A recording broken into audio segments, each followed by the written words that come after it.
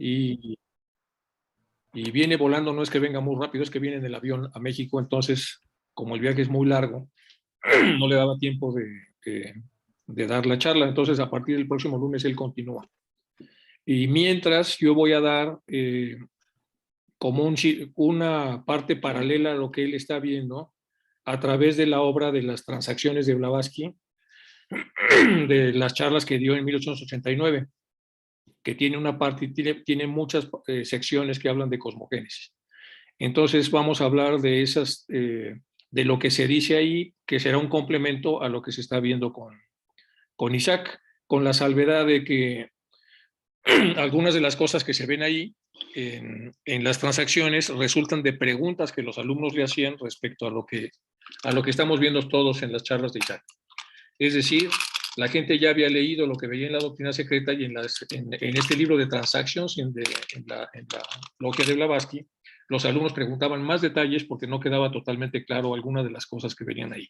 Entonces vamos a bucear un poco en esta obra para ir un poco de la mano de lo que ve Isaac y a partir de la próxima ya regresamos a la secuencia natural que tiene Isaac. Voy a compartir pantalla. A ver.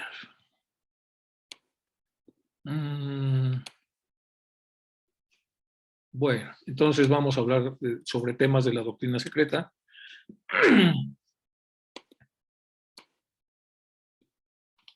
Y vamos a empezar con la invocación de Radha. Entonces, hay una beatitud y un poder más allá de nosotros mismos, que viene en ayuda de aquellos que están preparados para recibirlo. Volvámonos a aquellas grandes fuentes de las cuales emanan incesantemente la fortaleza y la inspiración de todos los que, olvidando el yo, están resueltos a aprender y compartir sin reservas. Empezamos. Bueno, siempre el gran problema que ya comentaba Juan Viñas es el hombre ingenuo y el hombre que sobrepasa la ingenuidad y empieza ya a abstraerse, es decir, a tratar de aprender cosas que vayan más allá de sus sentidos. Cuando Juan hablaba del hombre ingenuo, utilizaba mucho el ejemplo de lo que se creyó respecto al planeta Tierra, que era plano, porque así lo evidenciaban los sentidos físicos. Y de hecho había pinturas en donde aparecía el mundo plano, y había pinturas en donde cualquier barco que se aventurara a ir más allá de lo que el propio mundo plano permitía, los barcos caían a un abismo que no tenía fin. Estos son los órganos de los sentidos que sabemos a través de las enseñanzas de HPB, que así se han ido ganando poco a poco a través de las diferentes rondas y razas. Entonces, hoy nosotros, en la raza en la que estamos, tenemos una percepción de la realidad física basada en estos 5 sentidos. Con ellos hacemos inferencias lineales y entonces si veo todo plano, pienso que la Tierra está plana. Si veo las cosas de una manera automáticamente a través de las inferencias, supongo que seguramente las cosas que no puedo ver serán una superposición de las que sí veo. Y a partir de estas han pasado todo tipo de errores, como comenta HPB. Por ejemplo, que el extraordinario parecido que tiene físico algunos de los simios con los seres humanos, por inferencia se supuso entonces que venimos directamente de ahí a través de un proceso de evolución que continuamente HPB corrige. Esta es la mente racional, es lineal, es deductiva y mucho del conocimiento que tenemos para movernos en el plano en el que estamos es este. Pero el ser humano siempre quiere saber más y para saber lo que no se ve tenemos que conectarnos con las altas jerarquías.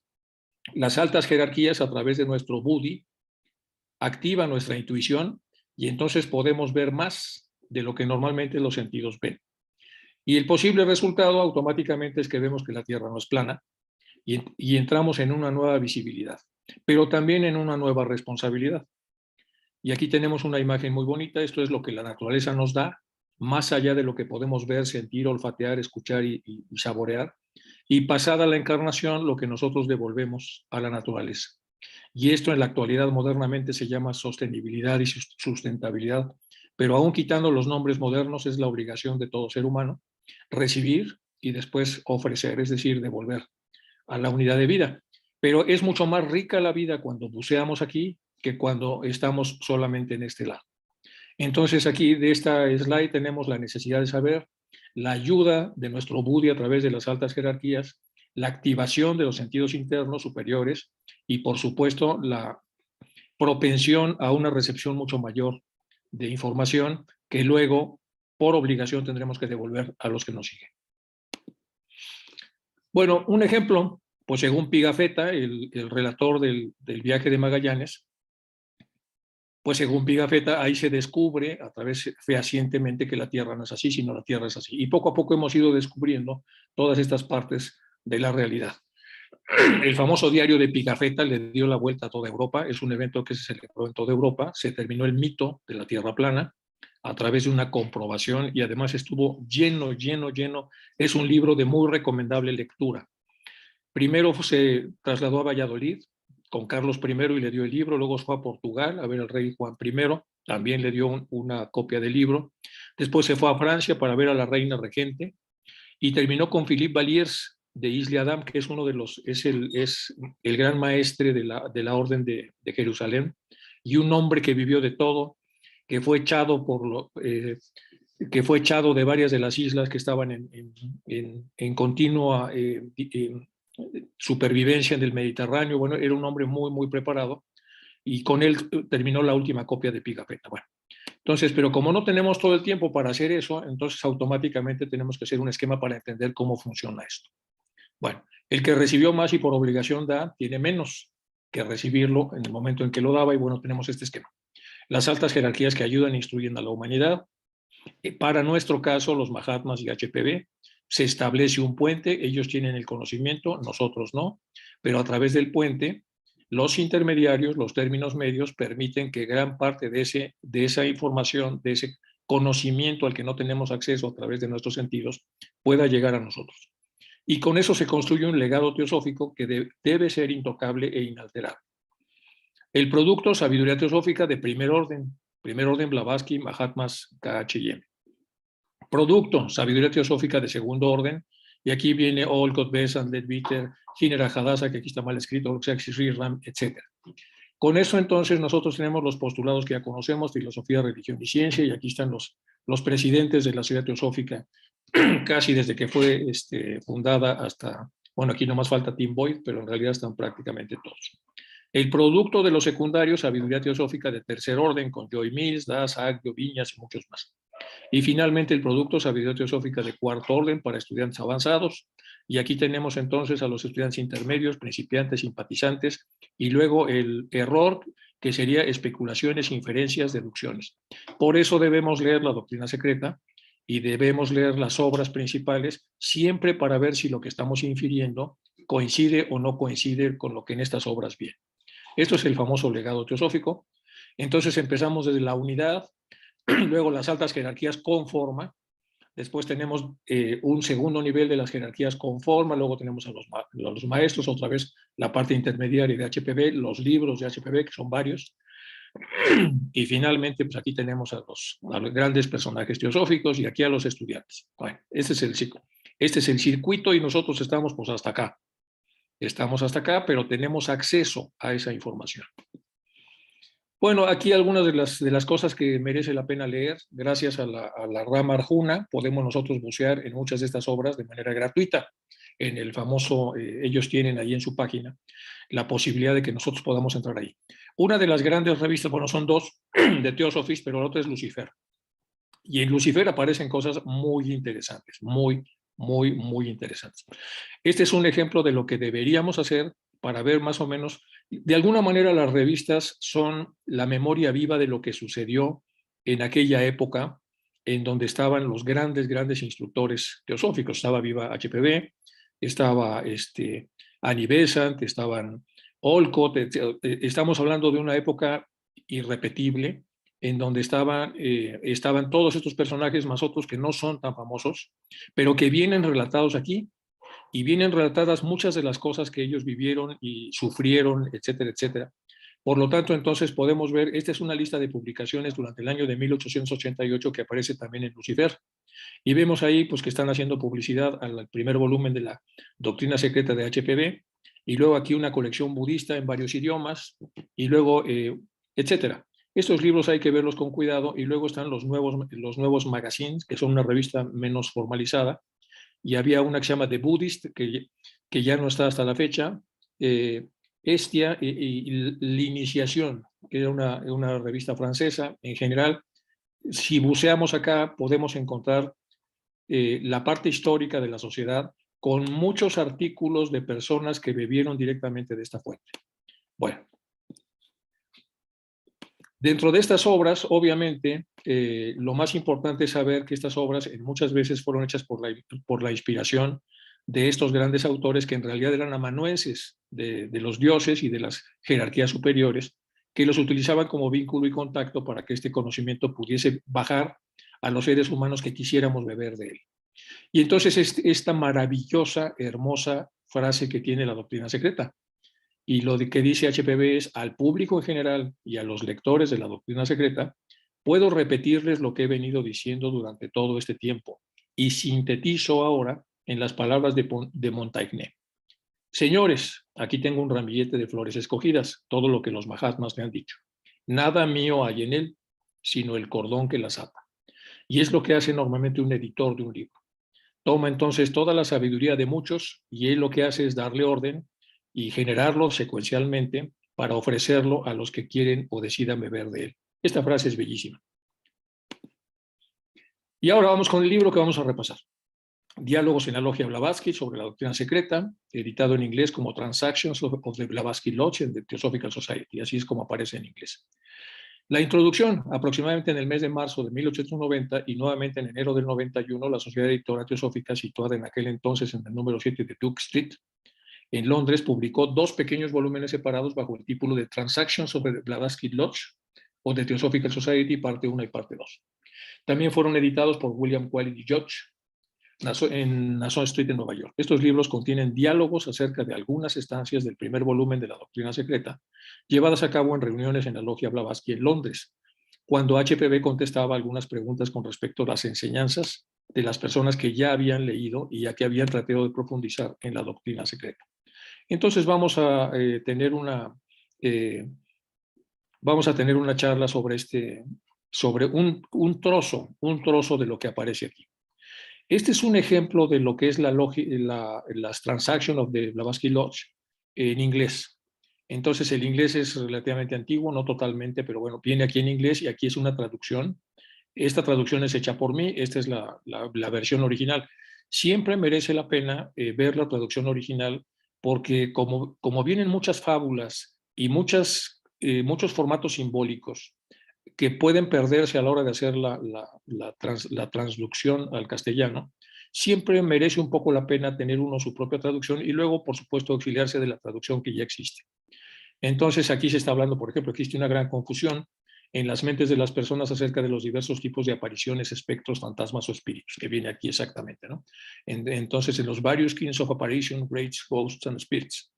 Y entonces más adelante comenta en esta primera parte, no deberíamos explicar una vez todo el significado de estos términos, que usted dice que hay varios tipos de dobles. ¿Qué son eso de los dobles? Dicen los alumnos a HPB. Y HPB con mucha paciencia contesta. Nuestra filosofía oculta nos enseña que hay tres clases de dobles, para usar dicha palabra en términos más amplios, que aquí aparece, para usar la palabra en términos más amplios. Uno, el hombre tiene su doble o sombra, propiamente dicha, alrededor del cual se construye el cuerpo físico, es cuerpo físico del feto. Aquí está complicada la traducción, pero es exactamente lo que quiere decir. Dice, entonces tiene su doble o sombra, que aquí tenemos otra clave, propiamente dicha, alrededor del cual se construye el cuerpo, se construirá el cuerpo físico del futuro bebé. Entonces, around which the physical body of the fetus, the future man, is built. Entonces, así se podría traducir: la imaginación de la madre o cualquier accidente que afecte al niño afectará también al cuerpo astral del niño que se está haciendo como feto. El cuerpo físico y astral existen antes de que la mente se ponga en acción y antes de que el atma despierte. Otra clave. Esto ocurre cuando el niño cumplirá los 7 años de edad y empezará a ser responsable uniéndose a la conciencia senciente. Entonces, a los 7 años también hay una unión a la conciencia senciente, y en este pequeño párrafo ya nos dio varias claves secuenciales de qué aparece primero, qué aparece después, y luego cómo se completa la parte de responsabilidad del feto que ya ahora es niño y que después va a ser adulto y por lo tanto va a generar consecuencias. Este doble nace con el hombre, muere con él y nunca se separará de él mientras esté encarnado, del doble del que está hablando acá, al que también le llama sombra. Este es el que algunas veces es visto sobre las tumbas como una figura luminosa del hombre que fue. Y esta también es una traducción compleja, entonces, porque dice que a veces, cuando hay ciertas condiciones atmosféricas, se puede observar estos como espectros que están arriba de las tumbas. Bueno, esto no lo vamos a ver, es nada más un ejemplo para que ustedes se animen y puedan hacer la traducción, tengan la obra en inglés para cuando alguna de las partes sean complejas o de más difícil interpretación. Bueno, vamos a dos participantes levantaron la mano. ¿Por qué razón levantaron la mano? No sé si quieran hacer alguna aclaración para reactivar el audio. Normalmente hacemos las preguntas un poco después. Si quieren esperarme un poco, a menos que no esté pasando No pasa el slide. Ah, no pasa. Ok, dejo de compartir y vuelvo a compartir. Ya está pasando ahí, ¿verdad? Sí. Ok, esta era la anterior, que esta es la parte en inglés y esta es la parte en castellano. Ahí se les va a quedar en la grabación. Y ahora pasamos a la siguiente, que ya es la traducción que ya existe en castellano. Bueno, empezamos con la estancia 1. ¿Qué reunión? La reunión realizada en el número 17 de Dancehall Road en Londres, el 31 de enero de 1889, con la presidencia de Harvard. La pregunta, dice, lo que se le pregunta a HPV, con referencia a la esloca 6, donde se habla de los 7 señores, puesto que es posible que surja una confusión con respecto a la correcta aplicación de los términos, ¿cuál es la diferencia entre esos señores y las Diyan Chuans, espíritus planetarios, constructores, y Dhyani Budas? Le preguntan. Respuesta de HPV. Puesto que se necesitarían, vean cómo empieza la respuesta. A ver, chicos, dice, puesto que se necesitarían 2 volúmenes adicionales de la doctrina secreta para explicar todas las jerarquías. Ojo, vamos a detenernos acá. Entonces, ¿cuántas jerarquías son? Hombre, se necesitarían 2 volúmenes más para explicar las jerarquías. Se está hablando de que hay miles de jerarquías. Se ha omitido, por lo tanto, de las estancias y de los comentarios mucho de lo que está relacionado con ellas. Primer punto. Sin embargo, se puede intentar una breve definición. Dhyan Chohan es un nombre genérico para todos los devas o seres celestiales. Un espíritu planetario es el gobernante de un planeta, una especie de dios finito o personal. Un espíritu planetario es el gobernante de un planeta. Sin embargo, existe una marcada diferencia entre los gobernantes de los planetas sagrados y los gobernantes de una pequeña cadena de mundos como la nuestra. No hay una seria objeción en decir que la Tierra tiene, sin embargo, 6 invisibles compañeros y 4 diferentes planos, como todo planeta, porque la diferencia entre ellos es vital en muchos puntos.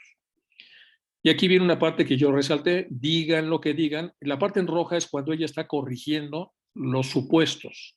Digan lo que digan, nuestra Tierra nunca fue contada entre los 7 planetas sagrados. Ahí está corrigiendo, de la antigüedad. Aunque en la astrología exotérica popular era el sustituto de un planeta sagrado, ahora perdido de vista por los astrónomos y sin embargo bien conocido para los especialistas iniciados. Tampoco el Sol y la Luna figuraban en este número, aunque lo acepta en la actualidad la moderna astrología, porque el Sol es una estrella central y la Luna un planeta muerto. Entonces, en este párrafo explica lo que le están preguntando, agrega una corrección y luego pone diferencias. Dice, sí, hay gobernantes en los planetas, pero hay de gobernantes a gobernantes, como lo vemos nosotros, como es arriba y es abajo en el planeta Tierra, hay de países a países, hay de fuerzas a fuerzas, etc. Y luego habla de los nombres genéricos. Dhyan Chohan es un nombre genérico, no es específico. Como es genérico, abarca a todos los devas o seres celestiales. Bueno, de este lado puse algunas otras cosas para completar lo que se dice acá. El Dhyan Chohan, literalmente, señores de la luz, devas o dioses más elevados correspondientes a los arcángeles de la religión católico romana. Las inteligencias divinas encarnadas de la supervivencia del cosmos, hijos de la sabiduría. Como verán, estas definiciones que ya estaban y que ya leían los alumnos de aquella época, a la hora de ser contestadas acá, son mucho mejor aclaradas. Y aquí hay varias aclaraciones. Si oiga ustedes que jerarquías, ustedes creen que hay 5 o 6, no, hay miles. Pero voy a tratar de hacer una definición porque no hice 2 volúmenes más. Luego, Dian Chuan, es verdad que ustedes lo han tocado, pero es un nombre genérico. Un espíritu planetario es lo que gobierna un planeta, pero a ver, que hay espíritus muy fuertes, sobre todo los planetas sagrados, y espíritus menos fuertes. Y finalmente hace una corrección. Bueno, ninguno, dice la segunda pregunta, ninguno de los 6 globos de la cadena terrestre fue contado entre los planetas sagrados, insiste la pregunta. HPV dice, ninguno. Estos últimos fueron todos planetas en nuestro plano y algunos de ellos han sido descubiertos más tarde. Bueno, entonces, vean ustedes la riqueza que se tiene al ver las preguntas que preguntaban, valga la redundancia, los estudiantes que como nosotros estaban leyendo esta parte de la doctrina secreta. Pregunta 3. ¿Nos puede usted decir algo de los planetas para los cuales el Sol y la Luna fueron sustitutos, ya que usted nos acaba de comentar eso? Respuesta 3. No hay en ello ningún secreto, es decir, se puede divulgar, aunque nuestra moderna astrología ignora estos planetas. Uno es un planeta intramercurial, que se supone haber sido descubierto y al cual se le ha dado por anticipado el nombre de Vulcano, del cual ya hemos hablado en otras charlas.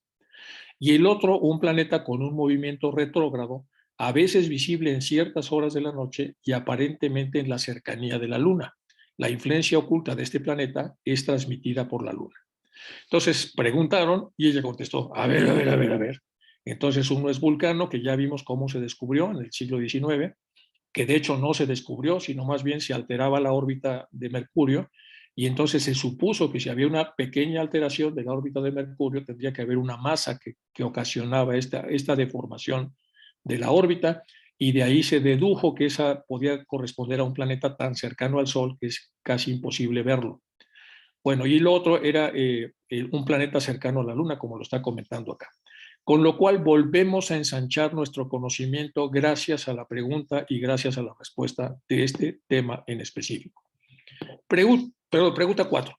¿Qué es lo que hizo considerar sagrados o secretos a estos planetas a los que llamamos sagrados? Respuesta, su influencia oculta, hasta donde yo sé, dice HPV. Su influencia oculta, es decir, la capacidad que estos planetas tienen de influir todo a lo que ellos tienen derecho y potestad para hacerlo, dice hasta donde yo sé. Porque sabemos que los planetas nos influyen no por su masa física, sino por su capacidad oculta. Pregunta 5.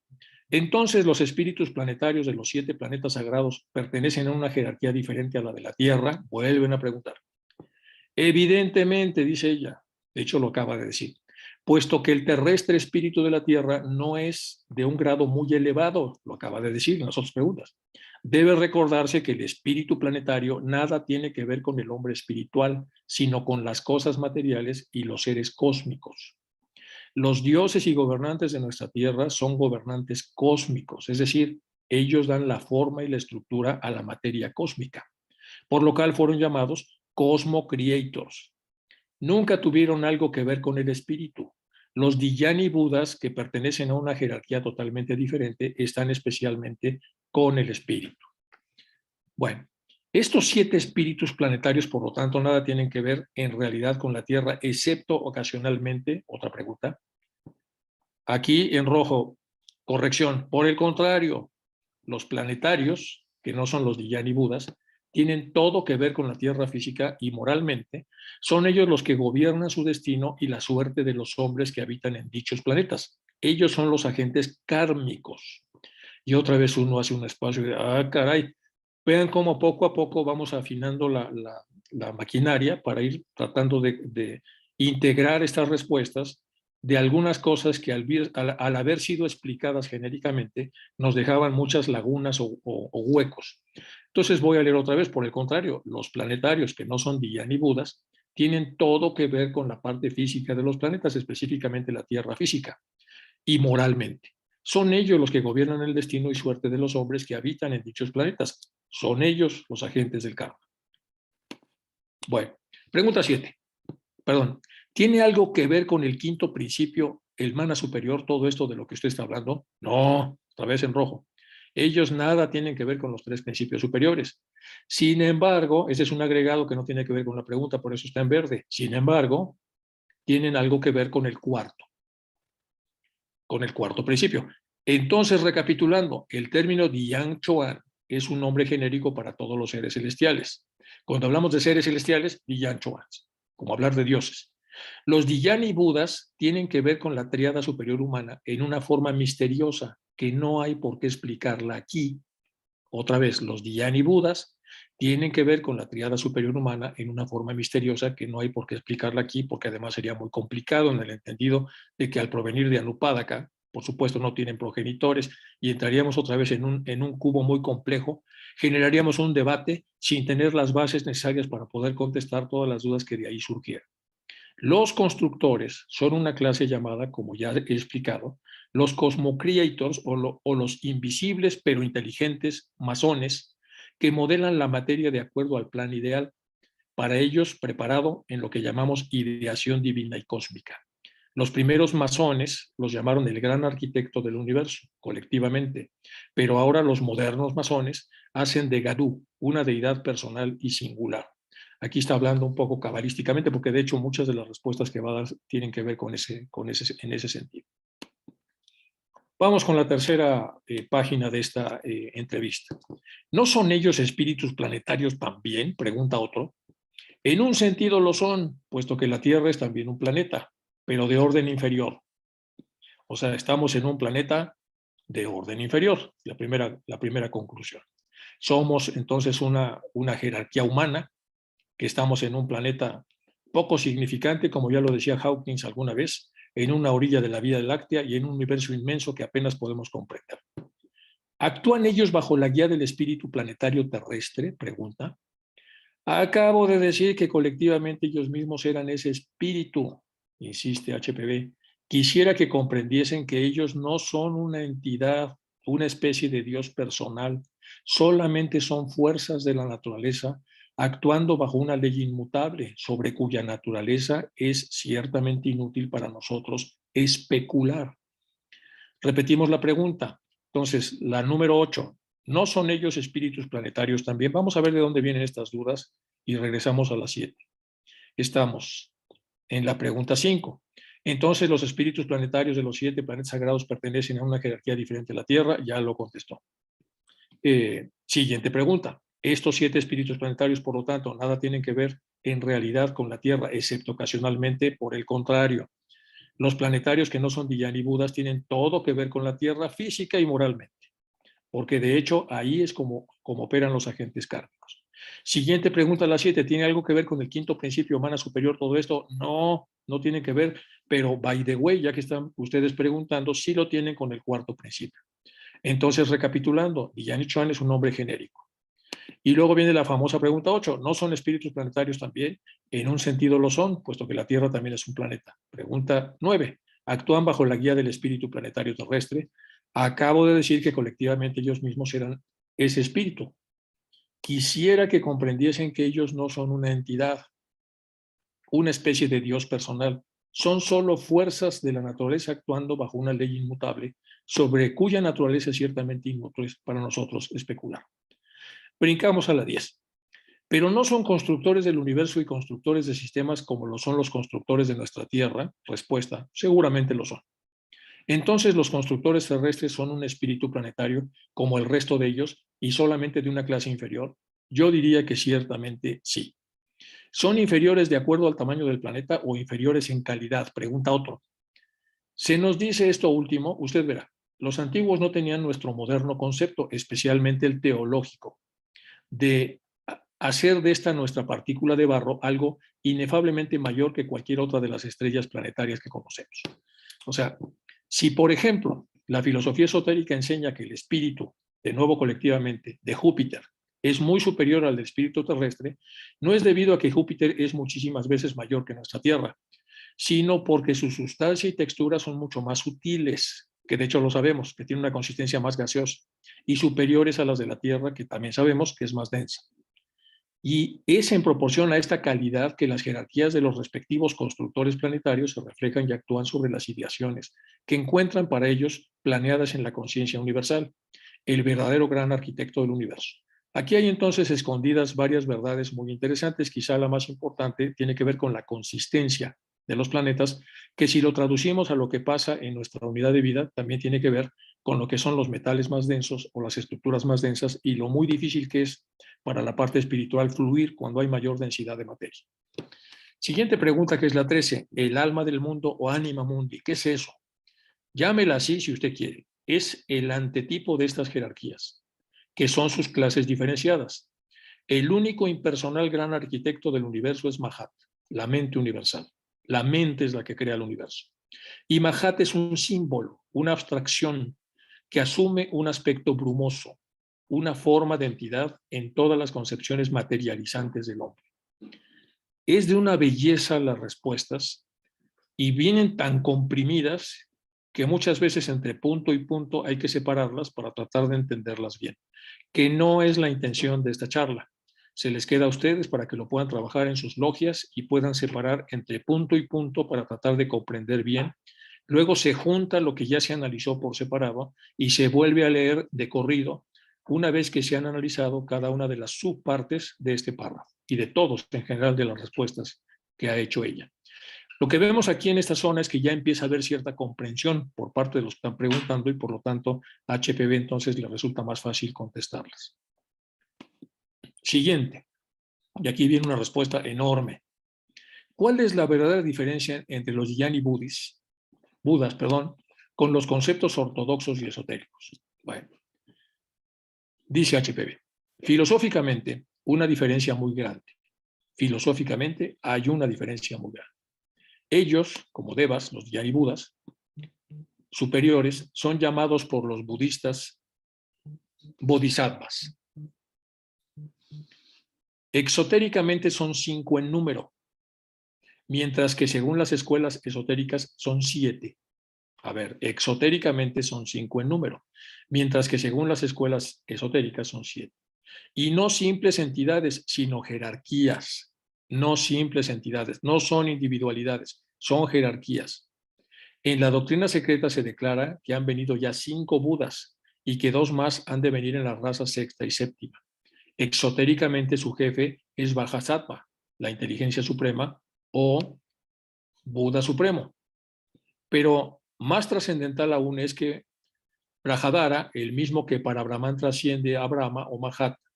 De este modo, la significación exotérica y oculta de los Dhyani Budas son totalmente diferentes.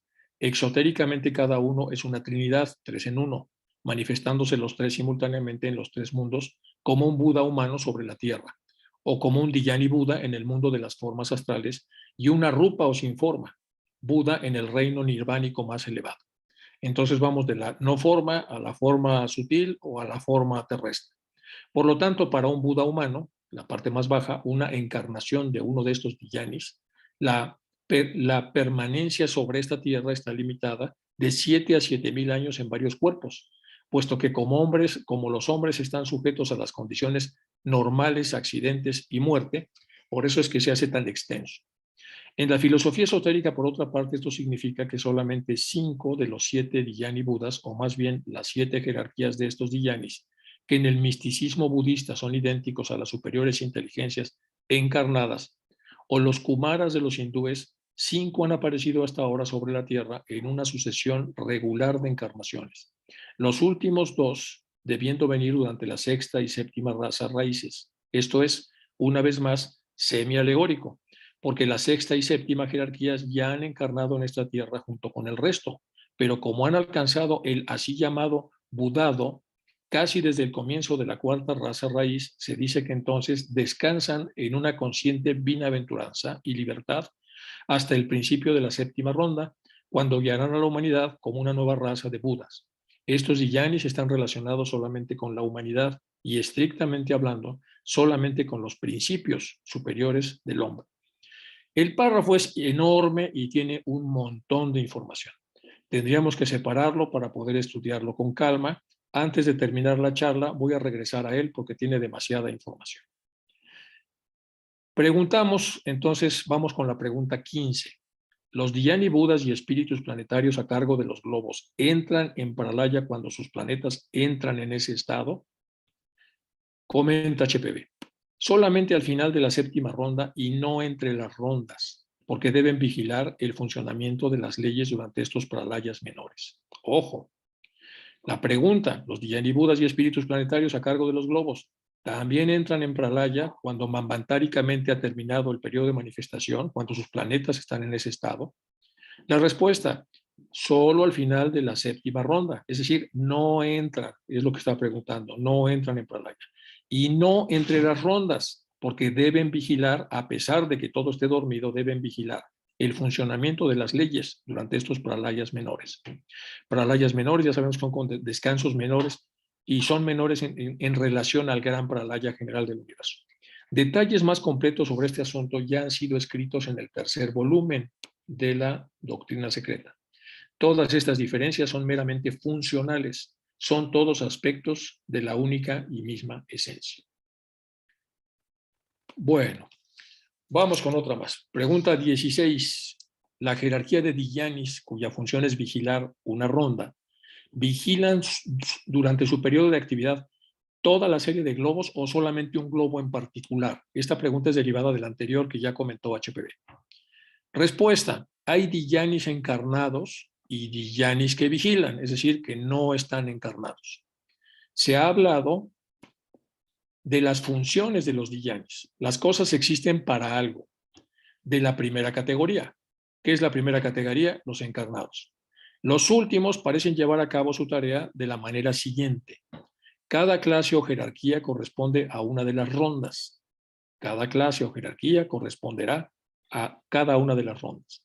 La primera e inferior jerarquía corresponde a la primera y menos desarrollada ronda. La segunda a la segunda ronda y así hasta llegar a la séptima ronda, la cual está bajo la supervisión de la más elevada jerarquía de los 7 Dhyanis. Entonces, hay Dhyanis que vigilan con diferentes jerarquías y hay Dhyanis encarnados con diferentes jerarquías. Es lo que está contestando aquí. Bueno, la cual está bajo la supervisión de la más elevada jerarquía de los 7 Dhyanis. Por último, ellos aparecerán sobre la Tierra como también lo harán algunos de los planetarios, porque toda la humanidad se habrá convertido en bodhisattvas. Sus propios hijos, es decir, los hijos de su propio espíritu y esencia o de sí mismos. De este modo, hay solamente una diferencia funcional entre Dhyanis y los planetarios. Los unos son enteramente divinos, los otros son siderales. Los primeros son llamados solamente Anupadaka, los sin padres, que es lo que ya comentaba hace un momento. Este término sánscrito aparece en una forma mal escrita en muchos lugares en todos los escritos de HPV. Su forma correcta es Anupadaka de Annon, Upa, de acuerdo a, y de la forma causasiva, de la raíz verbal de paz, prodecer. Por lo tanto, este término significa uno que no procede de acuerdo a una sucesión regular, es decir, nacido por sí mismo o sin padres porque salieron directamente de aquello que no es ni padre ni madre, sino un logo sin manifestado. Esta es una enorme aclaración, por lo tanto, del traductor, que ayuda mucho a aclarar lo que significa el Anupadaka. Nos quedamos entonces con la corrección de que es uno que no procede de acuerdo a una sucesión regular, o sea, no tiene la misma sucesión natural de todo lo que normalmente podemos imaginar que lo tiene como un antecedente y un consecuente. Ellos son, de hecho, el aspecto espiritual de los 7 Logoi y de los espíritus planetarios, que son en su totalidad como los 7 Sefirots, siendo los 3 superiores abstracciones supercósmicas y ciegos de la Cábala, y constituyen el hombre celestial o Adam Kadmon. El Dhyani en el budismo es un nombre genérico, una abreviación para todos los dioses. Sin embargo, se debe recordar siempre que aunque son dioses, no se deben, sin embargo, adorar. Y luego lo va a explicar por qué no se deben adorar. Porque al final de cuentas también son dioses que tienen principio y fin. Y tienen principio y fin cuando toda la expresión macro del universo termine. Bueno, otra vez esto hay que leerlo y hay que masticarlo y digerirlo con mucho cuidado. Hay que separar las partes para poder más o menos entender qué es lo que trata aquí de decirnos HPV. Bueno, vamos ahora con lo que sigue. ¿Y por qué no? Si son dioses, ¿por qué no los vamos a adorar si son dioses? Pregunta uno por ahí. Contesta HPV, porque la filosofía oriental rechaza la idea de una divinidad personal y extracósmica. Y para los que llaman a esto ateísmo, quisiera decir lo siguiente. Es ilógico adorar a uno de tales dioses porque, como se dice en la Biblia, hay muchos señores y muchos dioses. Por lo tanto, si deseamos adorar, debemos elegir, ya sea la adoración de muchos dioses, siendo cada uno no mejor ni menos limitado que el otro, a saber, politeísmo e idolatría. O elegir, como han hecho los israelitas, un dios tribal y racial entre ellos, mientras creen que la existencia de muchos dioses ignoran y muestran desprecio hacia los demás. considerando al nuestro como el más elevado y como el mejor Dios, el Dios de dioses. Pero esto lógicamente es insostenible, porque tal Dios no puede ser infinito ni absoluto, sino que debe ser finito, es limitado y condicionado por el tiempo y el espacio, por supuesto, mucho mayor que el nuestro, pero sí limitado por el tiempo y el espacio. Con el pralaya, el dios tribal desaparece. O sea, cuando termina su ciclo, desaparece. Y Brahma y todos los demás devas y los dioses se funden en lo absoluto. Por esta razón, los ocultistas no los adoran ni les ofrecen plegarias, porque de ser así, deberíamos adorar a muchos dioses o hacer plegarias al absoluto, el cual, no teniendo atributos, no puede tener oídos para oírnos, porque ahí no existe nada, como dice ya la oración la oración que recitan los budistas. El que adora a muchos dioses necesariamente debe ser injusto a todos los otros dioses, por eso lo subrayé. Aunque extienda su adoración, es simplemente imposible para él adorar a cada uno de los varios. Y en su ignorancia, si elige uno en particular, de ninguna manera sabe cuál es el más perfecto. Entonces no lo estará haciendo bien. Por lo tanto, haría mucho mejor recordar que todo hombre tiene un Dios dentro de sí y un rayo directo de lo absoluto, el rayo celestial del único que tiene su Dios dentro de él y no fuera de él. Esto es súper fuerte lo que acaba de comentar. El mejor Dios al que puede uno orarle es al Dios interno, al Yo superior, al Buddhi, al Atma, que es un rayo de lo absoluto. Lo tenemos entonces en el interior y debemos adorarlo, orarle y hablar con él. Bueno, esto es lo que está comentando en esta parte y está explicando por qué en esta pequeña pregunta, ella está explicando por qué no se debe hacer una adoración que ya había contestado en la pregunta 16.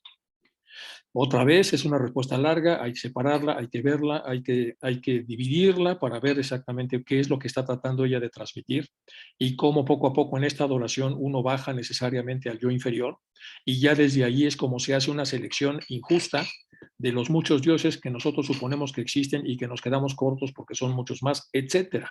Aquí está diciendo entonces grandes verdades comprimidas en un párrafo muy complejo. Vamos ahora con la pregunta 18. ¿Existe algún nombre que se pueda aplicar a la jerarquía o espíritu planetario que vigila la entera evolución de nuestro propio globo, tal como Brahma, por ejemplo? Responde, ningún nombre, excepto el nombre genérico, puesto que es un septenario y una jerarquía. En verdad, a menos que lo llamemos, como hacen algunos cabalistas, el espíritu de la Tierra. Pregunta 19. ¿Es muy difícil recordar todas estas infinitas jerarquías de dioses? Respuesta. No más difícil de lo que resulta para un químico recolectar los interminables símbolos de química. Si es un especialista. Sin embargo, en la India solamente hay más de 300 millones de dioses y diosas y se quedan cortos. Los Manus y Rishi son también dioses planetarios, porque se dice que han aparecido en los comienzos de las razas humanas para vigilar la evolución y que han encarnado y en consecuencia descendido sobre la Tierra para enseñar a la humanidad. Son entonces los Sapta Rishis, los 7 Rishis, que exotéricamente se dice que residen en la constelación de la Osa Mayor. También hay dioses planetarios. Esto ya lo habíamos visto en algunas partes de la doctrina secreta, incluso cuando en la doctrina secreta se menciona que justo estas jerarquías de la Osa Mayor llegaron al lago Masanovar para dictar los Vedas como una parte de sabiduría que la parte terrestre necesitaba conocer para su propia evolución bien orientada. Entonces ya venían como ciertos destellos de lo que aquí se dice. Entonces, esta pregunta que es compleja es sobre esta pregunta tiene una respuesta compleja y profunda. Hablando de que es difícil recordar las infinitas jerarquías, vuelve a insistir, siempre son jerarquías, no son dioses aislados, no son individualidades. Pregunta 20, ¿son superiores a Brahma? Respuesta 20, depende en qué aspecto se enfoque a Brahma en la filosofía esotérica. Él es la síntesis de los 7 logoi. En la teología esotérica es un aspecto de Vishnu o Vaishnavas, junto con otros más como la Trimurti, la Trinidad hindú, el Brahma, el principal creador, mientras que Vishnu es el preservador y Shiva el destructor. En la Cábala, él es ciertamente Adam Kadmon, el hombre masculino femenino, el primer capítulo del Génesis, porque los Manus proceden de Brahma, como los Sefirots provienen del Adam Kadmon. Ellos también son 7 y 10, según requieren las circunstancias. Pero ahora podemos pasar a otra esloca de la estancia que usted quería que se explicara. Bueno, pues estamos viendo entonces el grado de dificultad que tienen estas respuestas en el sentido de que están muy concentradas, pero también el grado de luz que nos ofrecen para tratar de develar y acomodar mejor este conocimiento y tener una profundidad mucho mayor de lo que aquí trata de enseñársenos. Vamos con la Sloka 9. Pero, ¿dónde estaba el Dhamma cuando el alaya del universo, alma como base de todo Anima Mundi, estaba en Paramarta, absoluto ser y conciencia, los cuales son absoluto no ser e inconsciencia, y la gran rueda era Anupadaka? Esta es la Sloka 9. Pregunta 1 en relación a lo mismo y del mismo grupo de las transactions de la Blavatsky Lodge. ¿Significa alaya aquello que nunca se manifiesta ni se disuelve y se deriva de A, la partícula negativa del laya, de un punto laya específico?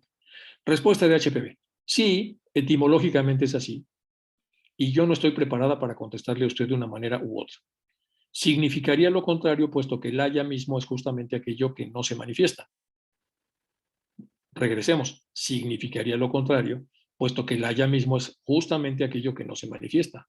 Por lo tanto, significaría que si es que quiere decir algo, aquello que no es inmanifestado. Por lo tanto, significaría, si es que quiere decir algo, aquello que no es manifestado. La única forma de explicarlo intelectualmente en los lenguajes terrestres sería aquello que no es inmanifestado. Vamos a ver otra vez la respuesta porque es interesante. Se pregunta, ¿significa alaya aquello que nunca se manifiesta ni disuelve y se deriva de A, la partícula negativa, y del haya? ¿Significa alaya aquello que nunca se manifiesta ni se disuelve y se deriva de A, alfa privativa, la partícula negativa, y laya? Sí, etimológicamente, dice. Sí, etimológicamente, aquí está la clave. Es así. Y no estoy preparado para contestarle a usted de otra manera. Significaría, si lo vemos etimológicamente, lo contrario, puesto que laya mismo es justamente aquello que no se manifiesta, laya. Por lo tanto, significaría, si es que quiere decir algo, aquello que no es inmanifestado. Dado que laya no se manifiesta, entonces a laya, a con alfa privativa, entonces podría etimológicamente definirse así. Así lo contesta HPV. Cualquiera que sea la vivisección etimológica de la palabra, es simplemente el alma del mundo. Anima Mundi es lo que demuestran las mismas palabras de la Sloka, la cual habla de alaya estando en Paramarta, es decir, en el absoluto no ser e inconsciencia, siendo al mismo tiempo perfección absoluta o la misma absolutividad. Esta palabra, sin embargo, es el centro de discusión entre las escuelas Yogacharya y Vaidamika en el budismo del norte. El escolasticismo de la última hace de Paramarta Satya algo dependiente de, por lo tanto, relativo a otras cosas y en consecuencia, desviando toda la filosofía metafísica de la palabra absolutividad a la otra escuela que la rechaza injustamente esta interpretación. Bueno, esto es entonces a la hora de pasarnos a la siguiente esloka. Ya casi voy a terminar las que seleccioné para comentar. Vamos ahora con la estancia 2 de la esloka 1. ¿Dónde estaban los constructores, los brillantes hijos de la aurora del Manvantara? ¿Dónde estaban los constructores, los brillantes hijos de la aurora, es decir, de los inicios, de los albores del Manvantara, es decir, el plano de manifestación? En las tinieblas desconocidas de su aji, johánico, villani búdico. Para Nispana, los productores de la forma, rupa, derivada de la no forma, arupa, que es la raíz del mundo. La Devamariti, madre de dioses, Adi, espacio cósmico, en el Zohar es llamado Séfira, la madre de los Sefirots, y Sequiná en su forma primordial inabscóndito. Y Sababat reposaban en la felicidad del no ser. Bueno, esto dice toda esta esloka. Comprimida, comprimidísima. Y vienen las preguntas. Pregunta 1. Los luminosos hijos del amanecer manvantárico, ¿son espíritus humanos perfectos del último Manvantara o están en camino a ser humanos en este o en el Manvantara siguiente? Uy, pregunta, ¿no? Súper pregunta. En este caso, tratándose de un Maha Manvantara, después de un Maha Pralaya, ellos son estos últimos. Son los 7 rayos primordiales de los cuales a su vez emanarán todas las otras vidas luminosas y no luminosas, sean ellas arcángeles, demonios, hombres o monos. Algunos han sido y otros solamente ahora se convertirán en seres humanos.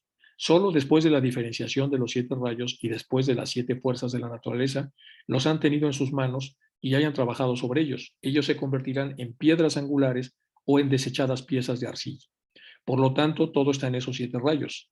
Pero en esta etapa es imposible decir en cuál, porque estos no se han aún diferenciado e individualizado. Entonces, la respuesta va en función de la calidad de la pregunta. Los luminosos hijos del amanecer manvantárico que vienen en esta esloca son espíritus humanos perfectos del último manvántara o en camino a ser humanos en este o en un manvántara subsiguiente. Es una pregunta ya mucho más elaborada. En este caso, tratando de un Maha Manvantara después de un Maha Pralaya, ellos son estos últimos, el Maha Pralaya, estos últimos. Son los 7 rayos primordiales de los cuales a su vez emanarán todas las otras vidas luminosas, puesto que se encuentran en un Maha Pralaya. Y no luminosas, sean ellas arcángeles, demonios, hombres o monos. Algunos han sido ya y otros solamente ahora se convertirán en seres humanos. Solo después de la diferenciación de los 7 rayos y después de las 7 fuerzas de la naturaleza, los han tenido en sus manos y hayan trabajado sobre ellos. Estos se convertirán en piedras angulares en función también de su propio desplazamiento o en desechadas piezas de arcilla. Por lo tanto, todo está en esos 7 rayos, pero en esta etapa es imposible decir en cuál, porque estos no se han aún diferenciado e individualizado. Por eso se desprenden todos del Maha Pralaya. Pregunta siguiente. En el siguiente pasaje, comentario A de esta esloca se dice: los constructores hijos de la aurora manvantárica, ya se acuerdan que estábamos aquí en esta zona de acá, la aurora manvantárica. Los hijos de la aurora manvantárica son los verdaderos creadores del universo. Y en esta doctrina que se ocupa solamente de nuestro sistema planetario, ellos como arquitectos del mismo son también llamados los vigilantes de las 7 esferas, que exotéricamente son los 7 planetas, esotéricamente también las 7 tierras o esferas de nuestra cadena. Esto está en la doctrina secreta 109. Entonces, por sistema planetario se indica el sistema solar o la cadena a la cual pertenece la Tierra. Esa es la pregunta. Respuesta de HPV. Los constructores son aquellos que construyen y amoldan las cosas a una forma. El constructor es el que le da forma a las ideas. El término se aplica igualmente a los constructores del universo y de los pequeños globos, como de nuestra cadena. Por sistema planetario se entiende solamente nuestro sistema solar. Entonces, esta pregunta es contestada de esa manera. Lo primero que aclara es qué es un constructor. Y lo segundo, cómo se aplica el término y a quién. Y luego, qué significa el sistema planetario para que esta pregunta pueda ser reencausada. Veamos la pregunta y cómo la endereza un poco HPV. En el pasaje comentario de este esloca dice: los constructores, los hijos de la aurora manvantárica, como ya vimos en esta parte de acá, son los verdaderos creadores del universo. ¿Quiénes son los creadores del universo? Los constructores, los hijos de la aurora manvantárica. La aurora, las primeras partes de la manifestación, son los verdaderos creadores del universo. En esta doctrina, entonces, ¿qué pasa en la aurora manvantárica? Es decir, cuando está terminando el pralaya y recién está iniciando el plano de manifestación. Lo que sucede es lo que dice aquí HPV. El término se aplica igualmente a constructores del universo de los pequeños globos, como los cuales forman parte de nuestra cadena. Y son aquellos que construyen y amoldan las cosas en una forma. En el pralaya se hizo todo el análisis durante este descanso de lo que va a ser el manvántara, y en esta zona, en este borde, en esta fracción a la cual se llama aurora manvantárica, las ideas tomarán forma. Esos son los constructores, es lo que está comentando aquí HPV.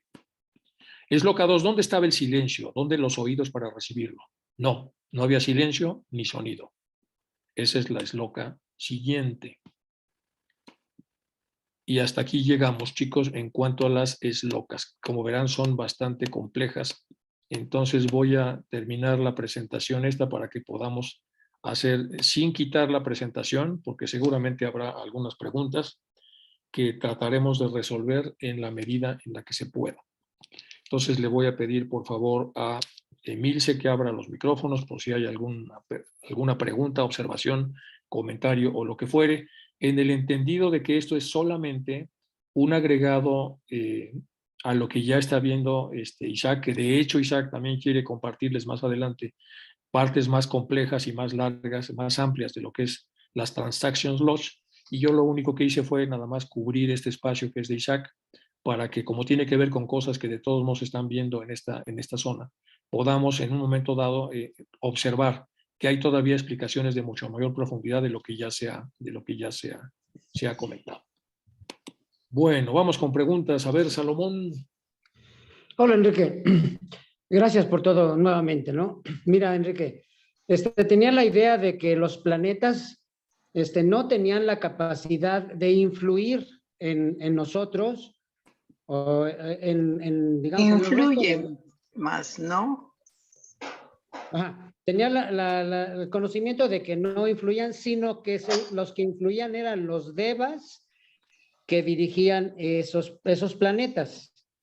Eso por un lado. Por otro lado, los planetas gaseosos tienen más evolución o más avance que los rocosos. Pues mira, no lo dice, pero dice que hay mejores condiciones para que jerarquías más sutiles puedan habitarlos y por lo tanto conducirlos. Porque eso de que están flotando en un entorno implica la congregación de varias fuerzas para poder hacerlo. Por eso siempre está hablando de jerarquías. Ahora, en relación a tu primera pregunta, lo que influye de los planetas es toda la parte magnética. La parte magnética, bueno, influyen varias cosas, también influye la parte física, pero digamos que la parte que influye sobre las partes sutiles de los seres humanos tienen que ver con las fuerzas magnéticas de estas jerarquías, siendo mucho más importantes y más fuertes, por supuesto, las de los planetas sagrados. Es lo que yo entiendo de lo que va diciendo aquí en las preguntas que se le van haciendo. Entonces, por eso es que ella va debridando con tanto cuidado estos temas y diciendo, sí, lo físico es importante, pero lo metafísico es más importante. Y lo más importante de lo metafísico es la vinculación que lo metafísico tiene con la parte metafísica de los habitantes de este planeta simple en el que estamos todos metidos, que es el planeta Tierra, porque al final de cuentas tenemos también estos principios que al hacerse más útiles automáticamente adquieren una concatenación con las fuerzas que emanan de estos planetas. Pero yo creo que está hablando de fuerzas metafísicas, o sea, magnéticas, y por lo tanto tienen influencia sobre los seres humanos. Es lo que yo podría decirte dentro de lo poco que especulo al respecto, ¿no? Estamos tratando de especular sobre estas preguntas, sobre esta obra tan compleja. Sí, gracias, Enrique, muy amable. No, al contrario. Ángela. Sí, muy excelente todo esto y muy complejo. Muchas gracias. Como las iniciaciones, hasta donde yo sé, o hasta lo que he leído, tienen que ver con la evolución de todos nosotros y del cosmos también. Los locos evolucionan igual y obtienen iniciaciones superiores. Entonces, pensando en eso, sería por iniciaciones que el espíritu planetario de un planeta lo vuelve sagrado, porque el nuestro no es sagrado. Venus sí, pero el nuestro no es planeta sagrado. Es por la evolución del espíritu planetario en sus iniciaciones a lo largo del Manvanta. Voy a exprimir mis meninges para tratar de contestar una cosa, porque yo creo que no viene explicado de esa forma, pero si lo usamos, tenemos que usar aquí aspectos herméticos, pues no hay otra forma, ¿no? Sí, tratar en función de lo que pasa acá, tratar de contestarlo en ese dilema. Lo que sí sabemos es que cuando una persona se esfuerza demasiado por pasar a otro nivel, cuando está listo, por así decirlo, tiene que abrir un portal que divide su estado actual del estado ulterior, del estado más avanzado. Y para eso se hace un rito de iniciación, como lo hacían las culturas primitivas. Es decir, hay algunas cosas que avanzan por sí mismas, por ejemplo, el devenir normal de la edad de un chico que apenas es preadolescente y cuando llega ya a esa mayoría de edad, los antiguos hacían rituales de iniciación para darle casi el certificado de ya pertenecer a la parte más de esta aurora que comenta HPV, pero de lo que sería su vida adulta. Entonces, igual pasa con los rituales de iniciación y para eso hay sitios especiales en todas las culturas que conocemos. En la cultura egipcia, del antiguo Egipto, en las culturas griegas, que todavía se pueden visitar. Tenemos la zona de Samotracia, que es una pequeña isla que está en el norte del mar Egeo en la parte de arriba, que es un lío porque hay que dar la vuelta prácticamente a todo el país y luego hay que agarrar un barquito y finalmente está el sitio donde se hacían estas iniciaciones. Tenemos las otras, que son las de Eleusis, que se dividían en misterios mayores y menores y que también quedan ya en ruinas, pero que estaban obviamente que todavía son visitables. Y al ser visitables uno puede entender lo que ahí se hacía. Y lo que se hacía a través de los teurgas era vigilar que las jerarquías superiores pudieran autorizar, de acuerdo al nivel de evolución que tenía en este caso el Mistae, el que pretendía tener un contacto a través del teurga con lo superior, para poder pasar a un siguiente nivel. Por eso hacían los rituales de iniciación. Eran complejos y difíciles. La gente estaba casi sin dormir y sin comer en lugares que normalmente eran muy magnetizados en el interior de las pirámides, pero es lo que conocemos. Había cámaras interiores, cámaras superiores, eso es respecto a las iniciaciones. Yo hasta donde lo he preguntado y lo he visto, porque no se desprende de esta lectura, pero sí lo he preguntado, tiene que ver con portales. Se abren portales y se pide a los regentes, a los cuidadores, no me acuerdo cómo se llaman, hay unos ahí que cuidan y que hacen equipo para tratar de ver si esa alma está lista o no para pasar a lo que sigue, y si no está lista, pues no lo admiten. Y si está listo, pues pasa, le hacen unas pruebas y ya tienes acceso automáticamente a lo que sigue. En el caso teosófico se habla mucho de lo exotérico y lo esotérico. Ahí tenemos el portal necesario para tener acceso a conocimiento de índole superior al que normalmente puede tener acceso la mayor cantidad de la gente. Por eso tu pregunta. Entonces, ahora lo trasladamos a los planetas. Entonces, los planetas, en función de si pueden hacerse o más densos o menos densos, cosas que no sabemos, o por lo menos yo no sé, en teoría podrían alojar entonces a jerarquías más sutiles o menos sutiles. En teoría. Y si alojaran, porque aquí Blavatsky hace una enorme diferenciación. Empieza a decir, a ver, están ustedes comparando esto de los planetas, que los planetas, hay de planetas a planetas, y hay de reyes a reyes. Y pasa prácticamente en todo lo que los seres humanos observamos en el plano de manifestación. Hay océanos grandotes, hay océanos medianos, hay mares chiquitos, y ustedes están comparando aquí charquitos con el océano Pacífico. A ver, momento, todos tienen agua, sí, pero no es lo mismo. A ver, hagan un esfuerzo para entender que hay formas, hay jerarquía, hay niveles, y todo es una progresión interminable de cómo ir pasando por estos niveles hasta llegar a la parte superior. Aquí me estoy excediendo porque no sé si te contesté tu pregunta o no, pero creo que es... No, sí, sí, perfectamente. Muchas gracias. Bueno, Bueno, gracias a ti, Ángela. Gracias por estar siempre en estas charlas. ok, gracias. Ernesto, Vladimir. Sí, Enrique, muy buen tema, seleccionado, los diálogos de la Logia Blavatsky, y como decía una diapositiva tuya, de que hay que enfocarnos más en la doctrina secreta, en los estudios de Blavatsky, porque son libros inspirados por los maestros, Claro. por Tulku o por los libros tibetanos. Ya los demás que vinieron después de ella tienen más deficiencia, claro está. Enrique, solo un comentario de que las diapositivas estaban muy buenas la información, pero estaban cargadas de mucha. Podrías hacerlo para la próxima un poco más grande la letra y solo ir una pregunta por pregunta para hacer más hermoso el estudio y didáctico. Gracias, Enrique.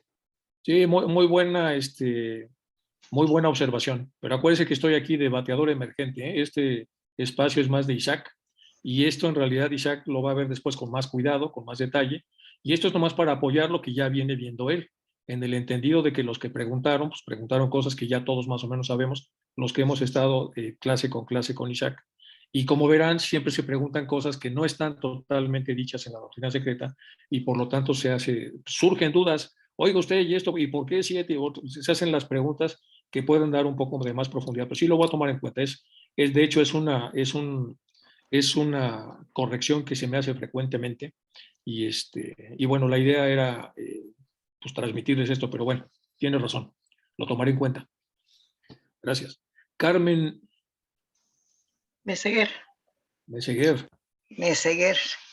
Yo he andado un poco de metiche en la de astrología, y como dijo Salomón, que los astros no obligan, que si los astros obligan. Hay una frase ahí muy común que dice, los astros rigen. Claro. No obligan. Igual, sí. O sea que si uno trabaja sobre lo que nos están diciendo que va a pasar, puede uno evitarlo, no lo obligan. Y me da mucho gusto que me puedan escuchar, porque esta matraca ya necesito tirarla y cambiarla por otra, pero no hay de esto. Muchos saludos a ti, todo está fenomenal. Muchas gracias. El número 4 de la revista Panamericana ya salió en inglés y en español. En el número 3 yo hice un artículo de esto, de las correspondencias entre planetas, colores, pinturas, notas musicales, formas vibracionales. Es un artículo complejo y largo, es un artículo que yo escribí, está en el número 3. Acuérdense, los que quieran leerlo, está en rteosofía.com. No, rteosofía.com, ese es la página donde viene la revista Panamericana. Si no, la pueden buscar directamente por Google, Revista Panamericana de Teosofía, y se van al número 3 y ahí está esto donde se pueden ver las correspondencias, también para Salomón, porque ahí viene explicado con mucho detalle y todo muy, muy blablastianicamente. ¿Sí? Muy amable, muchas gracias.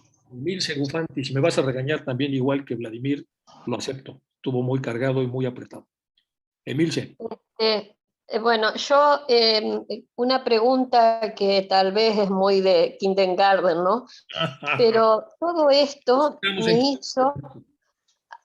hizo ver que la importancia de la vida una, porque en este planeta todos estamos unidos y vibrando dentro de lo mismo, incluso hasta las jerarquías sí se podrán comunicar con energías más avanzadas, pero tienen que tener también algo dentro de lo que es nuestro planeta.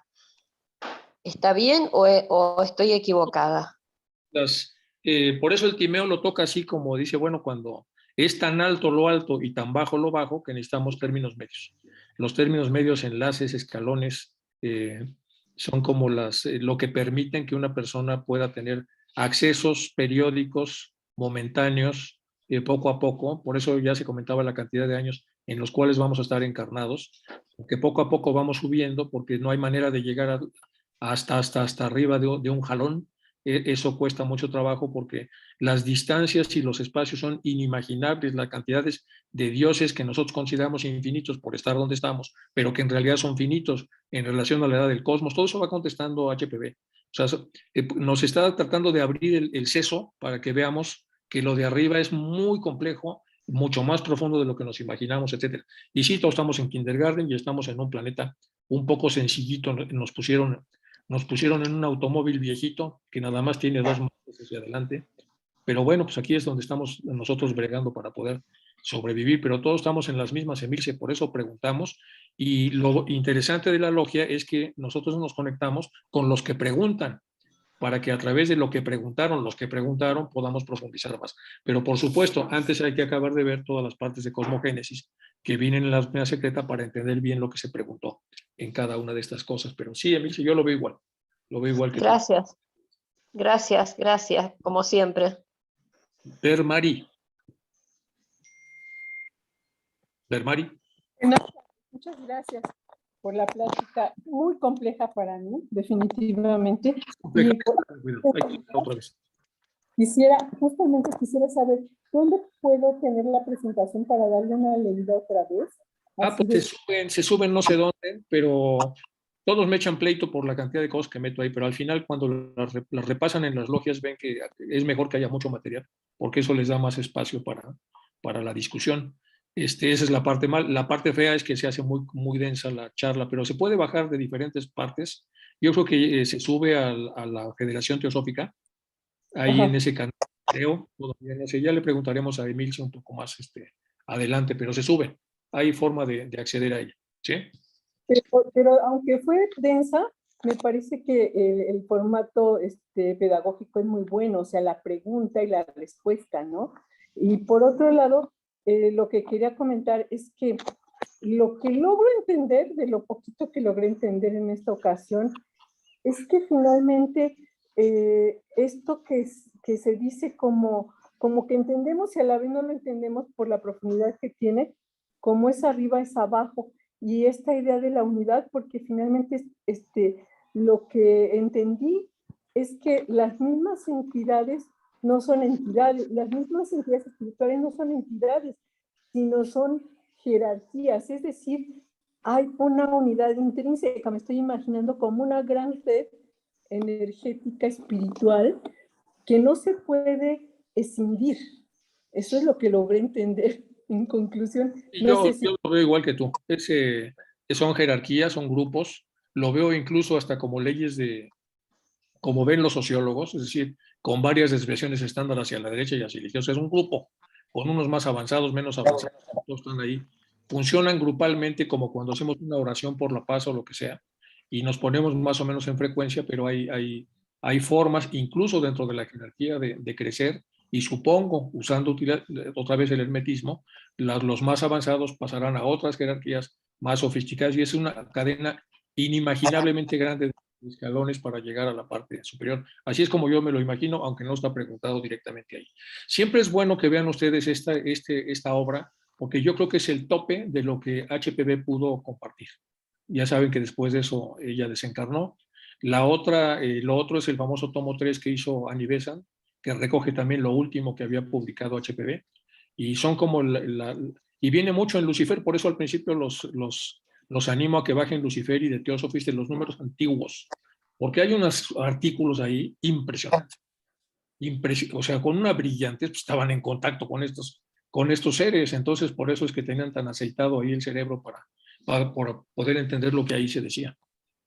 Pero muy bien, gracias. Lucila. Ay, pues Enrique, pues te quiero dar las gracias porque has hecho una síntesis, o sea, nos has dado material muy profundo, ¿verdad? Para aclarar muchísimas cosas, muchísimas dudas, por ejemplo, para mí, dudas, o sea, pero es un material que hay que estudiar, ¿no? Realmente me ha servido muchísimo. Sé que tengo que Acuérdense, a profundidad. No te oigo. Porque son muy, muy densos. Lo que contesta HPV es denso. Sí, pero se puede, digo, lo puedes comenzar a tratar de profundizar, ¿no? Y me pareció muy interesante y te agradezco mucho que nos hayas dado este material de estudio, porque es un material de estudio, no lo podemos todo asimilar en la lectura que tú hiciste, pero realmente la información que nos estás pasando, o sea, la síntesis que has hecho, pues yo te lo agradezco muchísimo. Gracias, Enrique. No, yo hice una presentación que hice en Puebla de las formas de leer la doctrina secreta para estudiarla. Y había como 6 o 7, porque cada quien alguna le acomodará mejor. Y según estas formas, la que a mí más me gusta es tomar los párrafos, separarlos, analizarlos, discutirlos, casi siempre en grupo es mejor. Y una vez discutidos, cerrarlos, ver si lo que concluimos tiene o no que ver con el trozo, volver a armarlo y luego volver a leerlo de conjunto. Pero hay varias, hay formas heurísticas, formas semánticas, formas semióticas, hay varias maneras de estudiarlo y alguna le acomodará mejor a cada quien. Pero la idea es que uno le encuentre cuál es la que le va mejor a uno para poder detenerse y estar con una sola pregunta un buen rato. Porque así lo vamos disfrutando, como ir masticando 33 veces, como dicen los que saben de la alimentación, es que hay que ir poco a poco, luego lo deglutes y lo vas armando bien porque obviamente sí es un conocimiento complejo. Y bueno, Arturo Yepes, tienes nombre de guitarrista famoso. Sí, Narciso Yepes. Gracias, muchas gracias. Gusto en saludar a todos, Enrique. Gracias. Mira, lo he leído, no lo tengo bien comprendido, más bien me gustaría escuchar tu comentario. Parece ser, bueno, las estancias del Xi'an parece ser que vienen de una parte introductoria, no sé si lo leí bien, del libro del QT o QT. De los preceptos de otros, sí, lo comento. Ahora, parece ser que estas obras vienen de otros sitios planetarios, o no sé exactamente qué es cómo debo comprenderlo. Y la otra parte de mi pregunta es, ¿en qué momento es cuando el ser humano, ya nosotros, no sé si fue en la Mesopotamia, fue la primera vez que empezamos a recibir esta información de las estancias del Xi'an o del QT? Es mi pregunta, querido Enrique. Yo creo que no lo sé, pero también me lo pregunté alguna vez y traté de rastrearlo. Y lo que pude rastrear es que en algunos lados, dice HPV, que en las razas anteriores llegaron a niveles de desarrollo mucho mayores que de la que tenemos actualmente, y que recibieron también la misma información o más información incluso que la que nosotros estamos utilizando actualmente con diferentes formas de tecnología. Entonces debemos suponer que en las diferentes rondas de la raza en la que estamos ya hubo civilizaciones que han sido, por supuesto, puestas en el contexto de evolución de esta enseñanza. Y efectivamente lo que decías, hay también varias reseñas acerca de cómo los rishis de otras constelaciones han llegado a instruir por obligación casi kármica a los de aquí, haciendo estos, ¿cómo se llama? Estos como escalones intermedios entre lo muy elevado y lo poco elevado, que por ejemplo los Vedas tienen esa función. Upanishads, Vedas, y al final de cuentas se reducen el Bhagavad Gita, pero todo va en el mismo sentido para diferentes formas de percepción de la realidad. Y son términos medios entre lo que alegóricamente están representando y lo que microalegóricamente hacia abajo nosotros podemos interpretar. Pero de alguna manera para nosotros es comer algo muy sofisticado, algo se nos queda, y la sofisticación no puede ser tan alta porque nos morimos, entonces tiene que hacerla más pequeña y por eso hacen los términos medios, si no nos quedamos con cara de what y no asimilamos absolutamente nada. Esa es la ventaja de un término medio, como lo explica Platón. Yo es como lo veo, pero no sabemos, más bien estamos como especulando.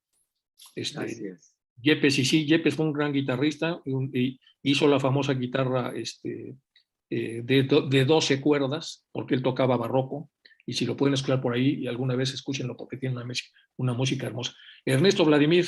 Gracias, muchas gracias, Enrique.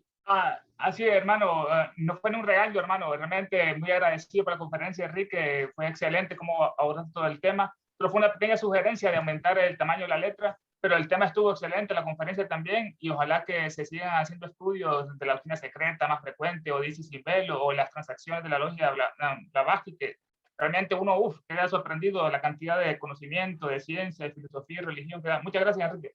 No, gracias a ustedes. Acuérdense que esta es una parte de la clase de Isaac.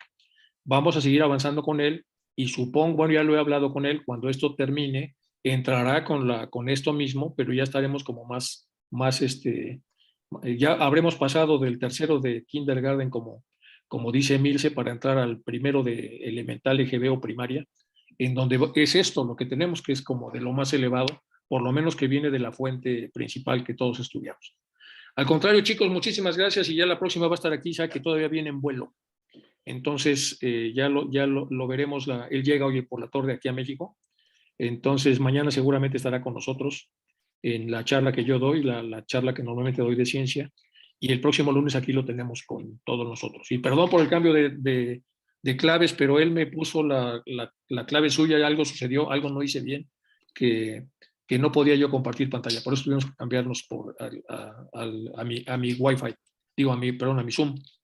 Bueno, chicos, muchas gracias. Gracias, Emilce, por la